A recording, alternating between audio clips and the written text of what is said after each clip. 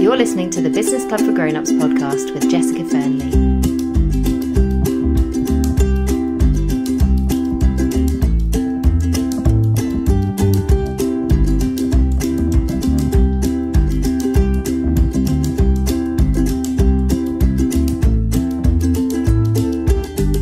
Hi everyone, and welcome to this week's episode of the Business Club for Grown-Ups podcast with me, Jessica Fearnley.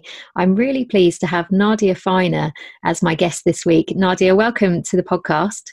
Oh, thanks for having me. I'm really excited to be here. It's brilliant to have you. So Nadia is a business coach and she works with women in quite a unique way. And Nadia, shall I hand over to you to introduce yourself more fully? Yeah, sure. So like you said, I'm a business coach, I'm an author and a speaker as well. And I specialise in helping female entrepreneurs who feel little. I help them to go big. So I work with people who are shy, who are maybe held back by insecurities and doubts and lack of confidence. And I help them to go big in their business. So I help them to have a bigger impact, help more people and make more money. Fantastic. A lot of people want, right? They want to make more money. And so, that's my work. That's what I do. And I guess the reason I do it is that I know what it's like to feel little.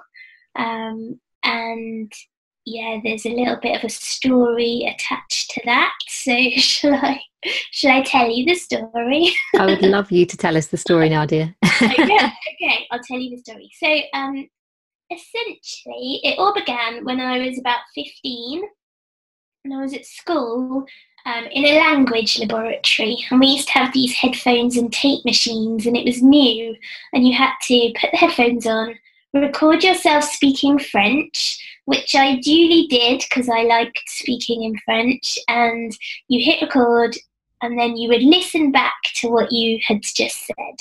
And so this was the first time I'd ever used the machine, and I did what I was told. And when I hit play to listen back to what I said, which was instantly talking about a French film I'd seen, the voice I heard was not mine. What I heard was the voice of a little kid saying exactly what I had just said. So I was a bit confused at first because I was thinking, well, how come, like, who's that? How come there's a kid saying what I just said? And then, you know, my brain did some kind of complex computation and realised that that was, in fact, me talking, and that was how I sounded. And I think at that point, it was the first moment I had any inkling that that's how I sounded, because in those days you didn't do a lot of recording of your voice. I mean, there wasn't all the social media that there is now. You know, you didn't listen to yourself. So when I first heard myself, I thought, whoa, I do not sound how I thought I sounded. In fact, I sound so little and young that I'm actually a bit of a freak. And so I decided in that moment that I would, you know, things kind of shrunk around me, the world shrunk down, and I thought, well, I can't possibly ever speak to people that I don't know because they're going to laugh at me. So I made this weird decision to hide, basically, from people. And so although I got through school and I was fine and I went to university and I started out in the world of work, and on the face of it, I was fine.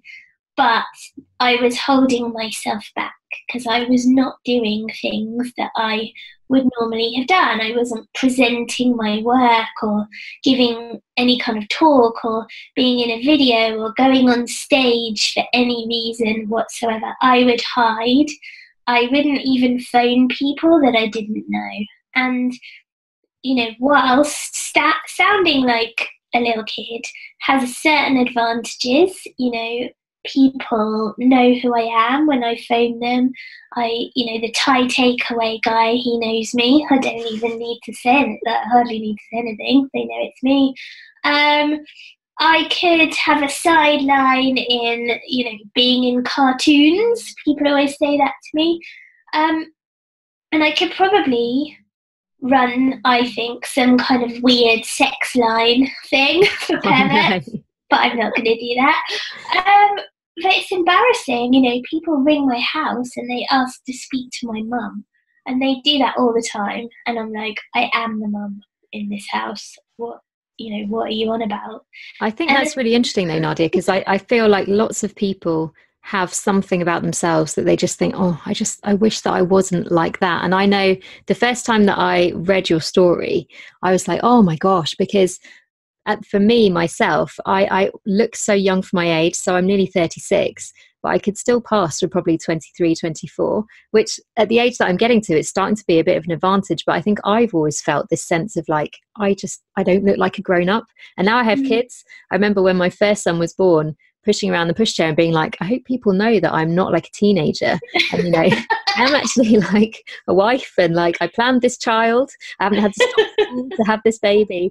But I think we can get such a chip on our shoulder almost, or just that picture of ourselves as being like, the world is like this and I am completely different. And so I love what you're saying about kind of that list of things that you're like, I can never speak on the phone. I could never speak kind of publicly, because I think lots of people who have these big kind of, I don't know, things that they're self-conscious about, we do make that list, don't we? We say, I'm never going to do that because I can't, because I'm not like other people.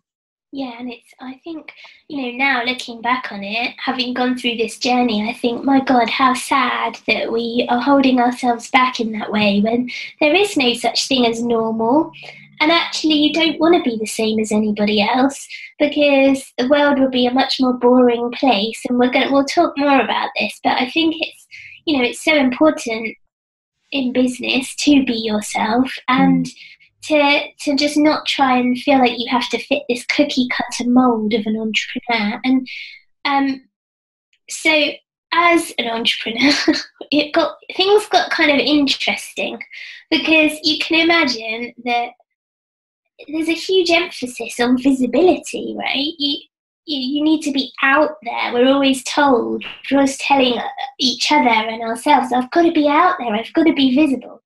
But if you're scared of what people are going to think of you, or you think they're going to laugh at you or judge you because you look too young, you look too old, your hair's too long, your hair's too short, you're this, you're that, your voice is funny, then you're not going to be able to be visible. And I think the point of being visible is that if you're seen by people, you can connect, and business is built on relationships. So if you're able to be seen, you're able to connect and build relationships and attract your kind of people. If you're hiding, you can't. So I tried it. I did try for a number of years as an entrepreneur. I thought, well, okay, I'll go big. So what I'll do is I'll create brands and I'll hide behind them. So, for example, I would have a brand and it would be we the business are doing this, we're doing that. And I wasn't anywhere to be seen. I'd maybe be the founder on the About page in like a tiny paragraph with this one photo that I would use. Which was about 15 years old by then. And the idea of doing anything where I was at the front of it seemed like complete madness. But I went through this quite extreme experience where this desire to hide led to a number of mistakes. So firstly, I was doing things like building the brands and it would be a bit inauthentic because I was pretending to be bigger than I was. I would make bad decisions around pricing, for example, because I didn't feel like I was worthy. I'd give too much away because I wanted people to like me. I'd say yes to things that I should never have said yes to. And I'd work with clients who are not ideal. But the cherry on the cake was I actually hired a business partner. I brought someone into a business that I'd created because I felt like it was going so well that I couldn't possibly do it by myself, which, looking back on it, was ridiculous. And the person that I chose to bring in was basically the opposite of me. And I thought, great, we have complementary skills. But really, it wasn't about complementary skills. Looking back on it now, I can see I was just hiding behind her. So she would be like the loud, kind of brash, confident, exuberant face of the business, and I could just kind of scuttle around in the background. But it didn't go well, because she was essentially a bully. She bullied our clients and she bullied me, and it all went a bit tits up in the end when we had a big argument, and she said some really horrible things to me, and she said that you don't know what you're doing, you'll never be successful, you're holding us back, you're playing small, she said. And I thought, what the hell does that mean? Playing small sounds really cliched, but obviously I didn't say that. What I did say was, and then she said, you don't deserve to get paid the same as me because you're a mum and therefore you work less than me. And that just tipped me over the edge. And I said, you will be hearing from my lawyer. And I was furious, rage erupted within me. And I just thought, I'm not standing for this. Sometimes you have to be pushed, don't you? And you can only be pushed so far.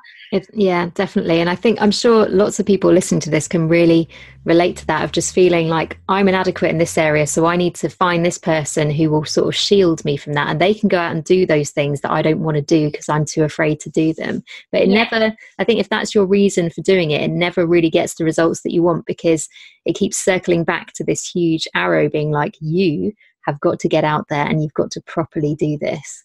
Yeah, I was just hiding, and the ridiculous thing was that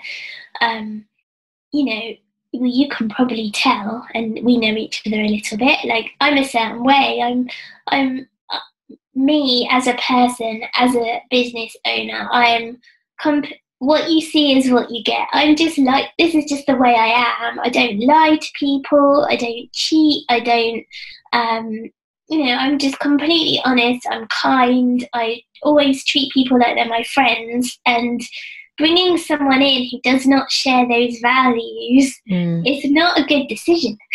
So, in hindsight, is a really good thing because you can see what you should have done. But hiding behind other people or pretending to be something you're not because you think that that's what other people are looking for, you think that's what success looks like, is a really bad idea. So things went south, and we fell out, and I was gutted because frankly I had not planned for this to happen. It wasn't part of my vision for the future. I'd always had an idea, and one had led to another, or I'd run two things and quietly closed one while I focused on the other. I'd never had the carpet ripped out from under me before. But what it did do is it caused me to reflect on what was important to me and what was really going on here. Because when she accused me of playing small, in itself those words are not particularly hurtful, but I think it really touched a nerve, because I was there was probably an element of truth to it, that I had been holding myself back, because I was hiding behind her and I was pretending to be something that I wasn't. I was kind of skipping around pretending to be, a successful female entrepreneur. But it wasn't authentic, and it wasn't me, and it was a bit uncomfortable. Things didn't really sit well with me. And it wasn't until I took to the sofa, ate my body weight in ice cream, not all in one day.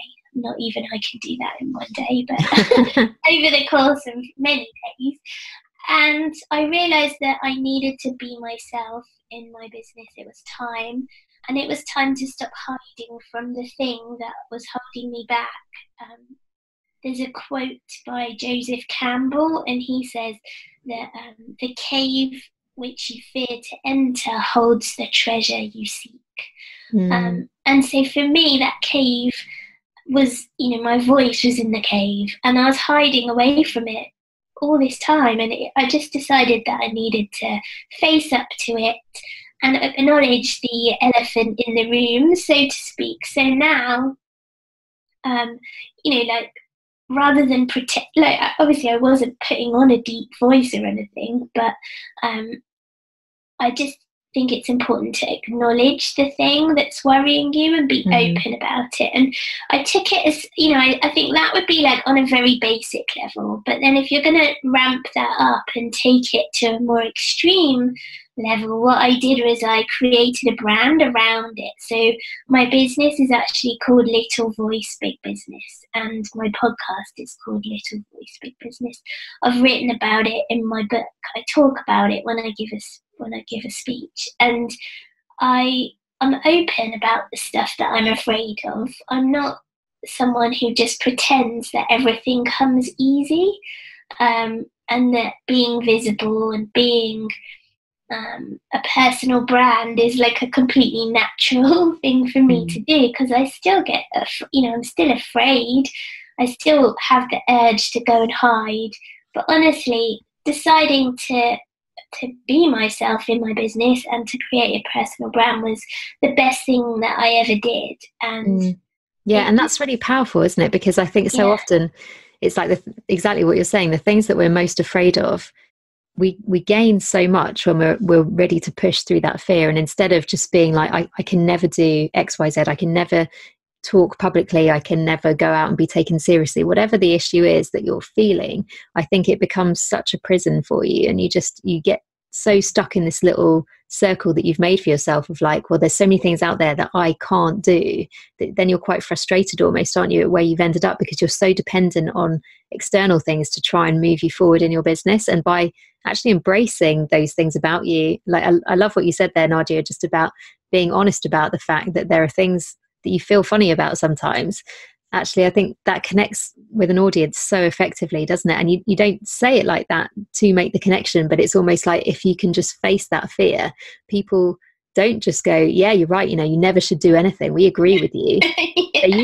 They're just like, I love your story. Because that was one of the things that I liked most about you, Nadia, when I first read about you. I was just like, this story is so powerful. It's just it really resonated with me on a personal level in just such an amazing way. And I know that it's been the same for you with just so many women.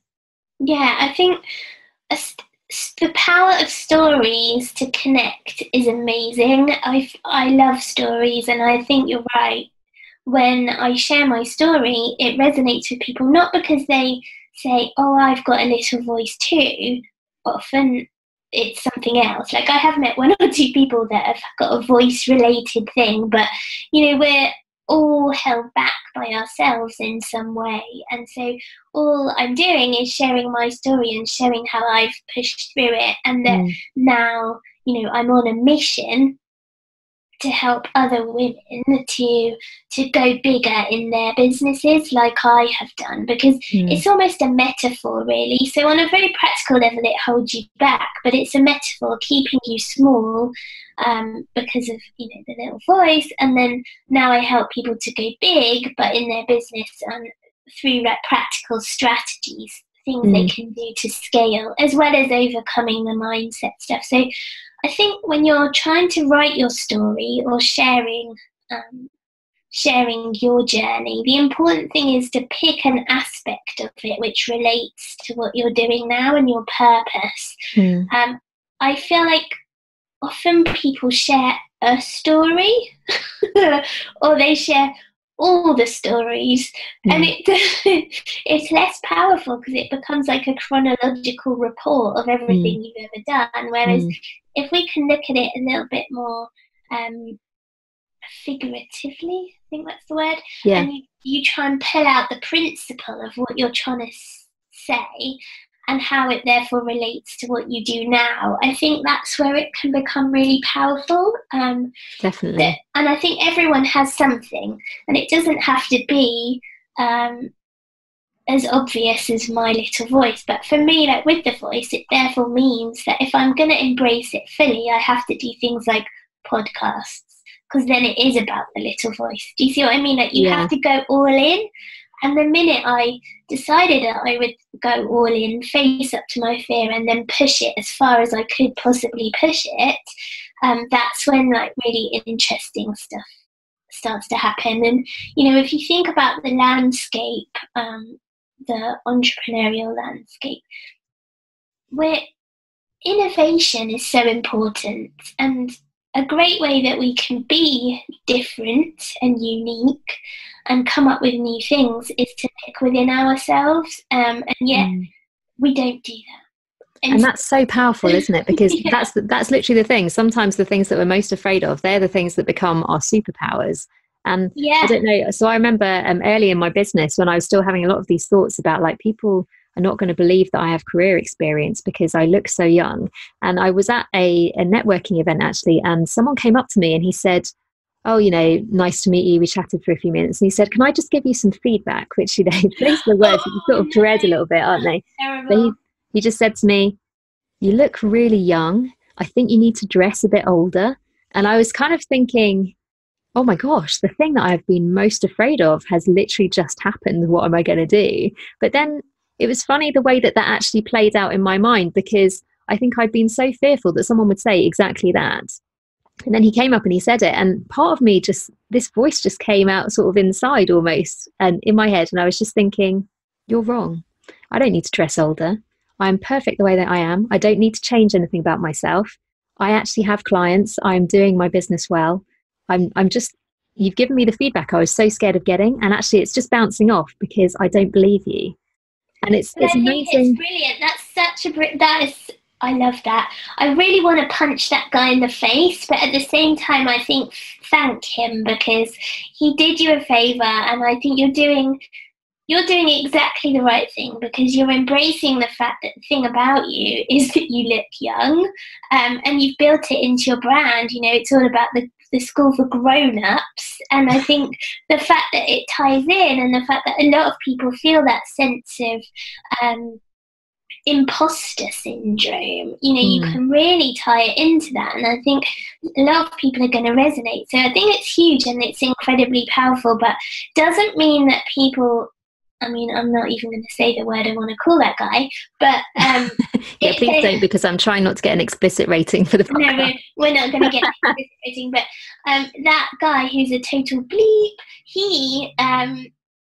there are people like that out there. Like, I was having my hair cut the other day, and this guy is next to me, and he just butted into the conversation I was having and was like, "You should totally be on cartoons. Your voice is so little, blah, blah, blah." And I just thought, having my hair cut, get lost. Like, you just think, like, did you have any like thought in your mind when those words came out of your mouth? Like, no. Wow, is that a nice thing to say to someone that you've never met before? Like, I think sometimes people just don't think. But I totally agree with you. I think I felt quite thankful to that guy at the networking event because he sort of put me into my worst case scenario situation, and I was like, actually the worst thing has happened now and it wasn't that bad, and I kind of feel like it somehow gave me a bit of a boost. That's awesome.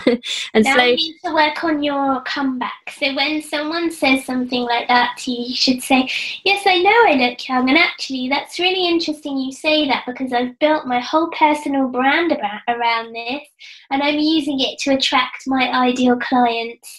Although if you feel like you should comment on it, may I suggest you are not one of those people." And then you can just drop the mic and walk off. Bye.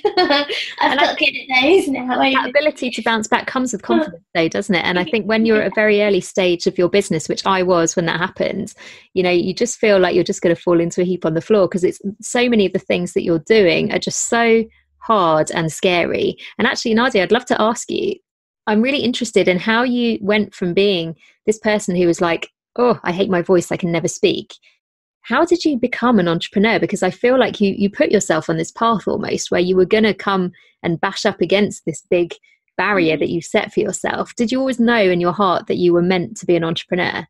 Yeah, I mean, I think the funny thing is I see entrepreneurialism being separate in some ways. So it's always been in my blood. You know, my mum's an entrepreneur, and for me, it's about ideas and having ideas. And I don't really walk around thinking, "Oh, I can't possibly have ideas because I'm scared of speaking." It was just that it became obvious that speaking might help.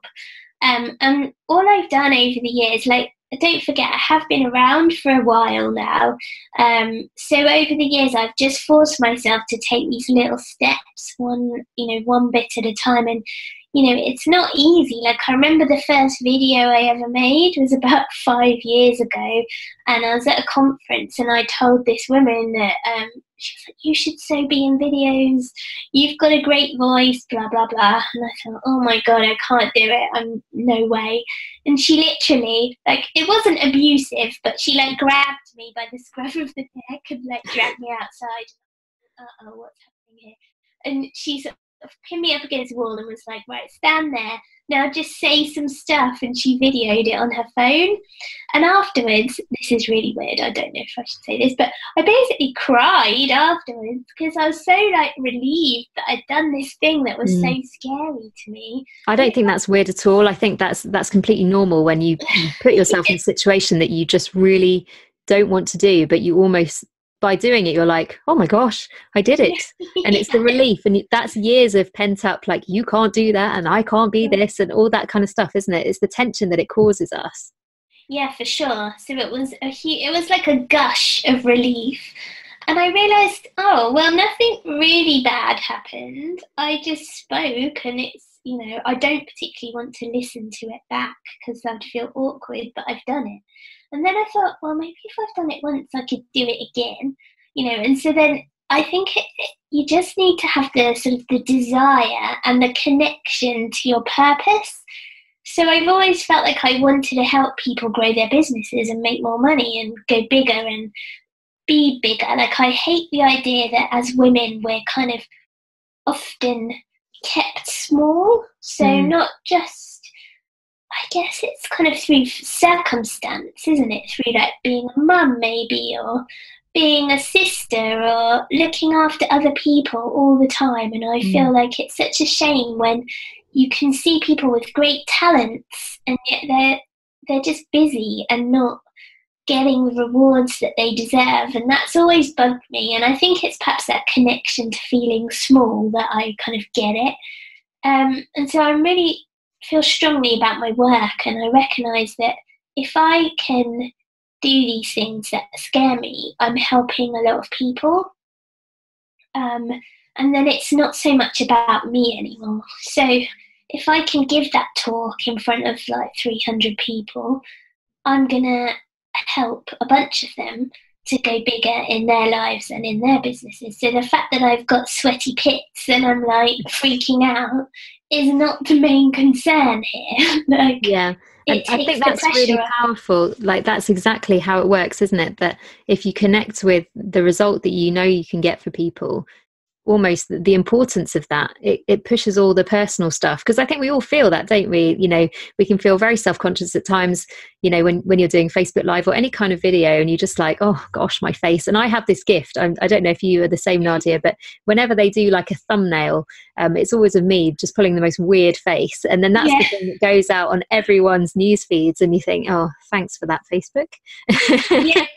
Again, and I do all this weird stuff with my eyes when I talk, which I totally didn't know I did, but like when I'm thinking, I almost like flutter my eyelids in a weird way, and I do like a right lunatic, like I'm having some sort of seizure.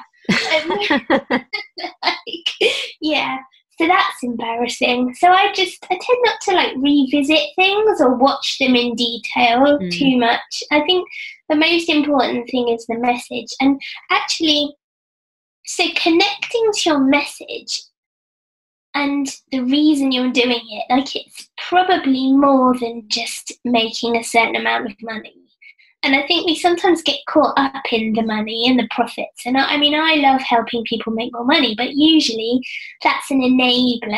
So that money will enable people to do something in their lives, or to be able to help more people to achieve a specific thing. And it's not always the thing that drives us. And so sometimes we can come a bit kind of unstuck because we forgot why we're doing it in the first place. And then when you kind of lose connection with that purpose, that's when you think, oh well, I don't really want to make that video because I don't feel like it, because you can't remember why you're doing it. So that's definitely something that if you start to feel like, oh, I can't do it, or I'm not going to do it, maybe readdress why you're doing it in the first place. And I'd just love to see more of us embracing our uniqueness. I know that does sound cliched now, but everybody seems to just look the same, sound the same. Everyone's brand is just so similar. Everyone's just people pick, and I've fallen into that trap where you pick someone who's really successful and you think, well, they've done it this way. So if I kind of create something a bit like theirs, that looks like theirs, sounds like theirs, and is structured like theirs, then it will work. But honestly, it won't. And that's amazing, isn't it? Not like them. Exactly. And when you say, it just sounds like a cliche, I've literally felt that as well. I just remember I spent about 1.5 years in my business trying to be like everyone else, and listening to coaches who said, you have to do it this way, you have to do this, then this, then this, you have to say these things, these are the things that everyone will expect you to say, so you need to put them in there, and just really not getting results in my business and really feeling like it was turning me into something that I just didn't recognize. And then the turning point in that was actually, I got really fired up about all of this, and I fired out this little blog post that I was really annoyed, and I was like, I'm so tired of the coaching pyramid. I'm so tired of people acting as if like they're really successful and all they have to do is train up some people to start their business. You train up people to start their business, and no one is actually running a successful business at all. And got really fired up in this blog post. And honestly, I really think that was the turning point in my business, from not really doing very much to becoming something that I really enjoy so much more. And I just remember coming out of it and being like, the lesson I think I've learned is that like you have to be yourself in order to build your business. And I was like, everyone's been saying that for ages. How have I just got this? But when I think that really drops and you really understand it, I think you never do your content quite the same again, do you? No, you definitely don't. And I think it's what you touched on there is, what do you feel compelled to say? And I often ask my clients, if you stood on a soapbox in front of a whole bunch of people, what would be like the 1 or 2 key things you almost want to shout at them that you feel like they need to be doing, or you wish they would change, or the thing they need to hear in order to get the results that they desire? What do you feel compelled to say? Like, we get so caught up in all the other stuff that you lose kind of touch with that thing, the key message. So for you on that day, it was about telling people, that you need to be yourselves and stop trying to copy everybody else. And for me, I feel like no matter how little you feel, no matter how shy or scared or insecure or worried, like, you can do this, you can overcome these things, and not just to the point where you create a business that keeps you busy, but to the point where you can do some super smart things in your business so that it really scales up and becomes a big business, a little big business. And I feel like if I can do it with all the things that I've got, like worry, all the insecurities I've been dragging around with me for years, then everybody can do it, and I can show people exactly how. So, I just feel like when you've got a connection to your message and it's important, that's when good things happen. And I love the fact that I get to be myself. It's so much more fun. I love the fact that I can just say, I can speak how I speak. I can dress how I want to dress. I can surround myself with things that I like the look of and that are fun for me. And I can be with people I like being with. And I don't have to pretend to be anything that I'm not. And, and I would never sort of pretend to be more successful than I am. I just say, well, this is what I've done, and this is how I've scaled, and this is the results I get, and this is what I do for my clients. Like, it's just like, it is what it is. And exactly. And I think that's why I really wanted to have you as my guest on the podcast, Nadia, because I love your business. I love that you don't just say these things and you're going to do them one day. You've done them already, and you've had a long, successful business. And it's a real inspiration to loads of us to just see what you've managed to build. So I just love that comes from a real place of authenticity with you. And it's definitely something that straight away when I came across you, I was like, oh, I'd really love to talk to Nadia. Oh, thanks. You make me blush. No, nice. I think, I know it's funny because I don't walk around thinking, oh, I'm so successful. But I think I have done a bunch of things, and I think, but then that's also key, is action. So although I you know, I've got, like, for example, talking to you today, and I did an interview last night, and I'm doing a talk tomorrow, and I get worried about it and anxious and nervous. Oh God, what am I gonna wear? What am I gonna say? They're all gonna be looking at me. You know, despite all that, the thing is, I still do those things. So I think the more you do, and if you do stuff consistently, I think it's just having a realistic expectation that it takes a lot of podcast interviews, it takes a lot of speaking gigs, it takes a lot of blog posts. Results don't just come overnight, and it's not about hustling till you collapse in a big heap. It's just about keeping on going bit by bit, keeping it manageable, managing your energy, looking after yourself. I told you before we went on air that I'm going to the spa on Friday. I'm so jealous. And I had a nana nap yesterday because I got a bit tired.